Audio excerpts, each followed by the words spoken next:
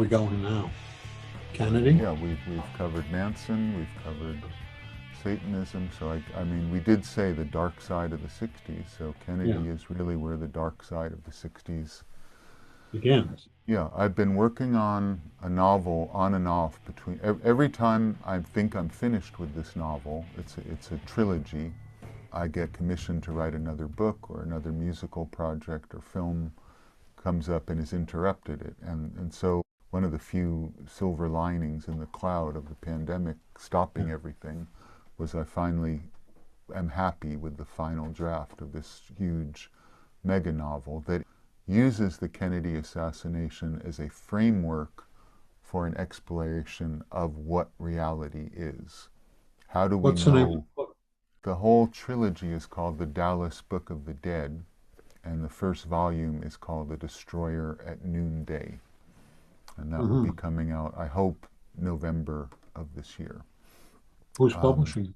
I am publishing it myself Oh, cool, through cool. my company, World Operations. Other books that I've done are published by other companies, but this one, because it's huge, I think it needs to be done in a certain aesthetic style and actually it's when I say it's a mega novel, there are aspects of the novel that go beyond just being a novel, and you'll see what I mean when it Hmm. comes out. It's like it tries to enter real life in a way. What it's about is the Kennedy assassination, the CIA experimentation into LSD and psychedelics, and that whole period in the Cold War. It's not in any way pretending to be an accurate history of what happened, although some of it may be. Yeah. It's more of a metaphor for that assassination was the point where at least modern society drifted into this conspiracy, uncertainty of what's really happening, total mistrust in government. I think that moment in 1963, as I'm sure you have Yeah. contemplated too, that the modern era began with those bullets, whichever Yeah. side of Dealey Plaza they came from. And Yeah. I think historians will look back, like at the end of the Roman Empire, they'll look at these series of presidents after Kennedy as the Neros and Caligulas of the Yeah. falling apart, and after what I consider to have been a messily arranged coup attempt. I don't know what you have ultimately concluded. I don't think that Oswald was completely innocent. Oh no, he was definitely involved. Yeah, I yeah. don't think he knew he was going to be used as the patsy. I think they used him and then There was a left him. crossfire. Yeah, Yeah, yeah, they yeah, left him to carry the bag.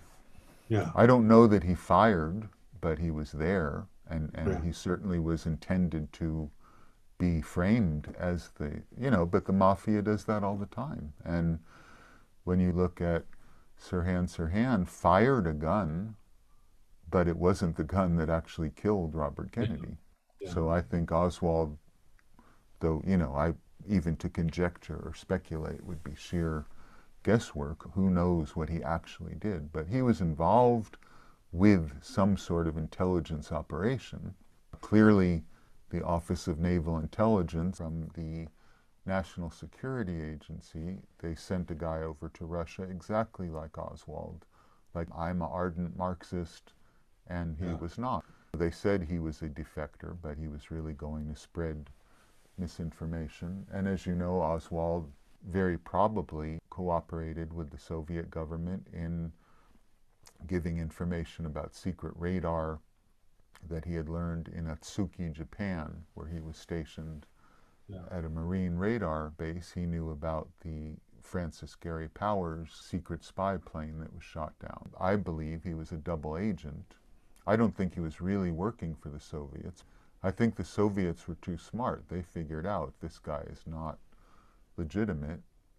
Yeah. But the ease with which he went back and forth from Finland to the Soviet Union and then Yeah. came back to the US with financial support, that's all Yeah. extremely suspicious. But in either case, this mega novel, to me, that's one of the most important turning points in history. So I use it as a metaphor to get into the flimsy nature of reality. How do we know what really happened?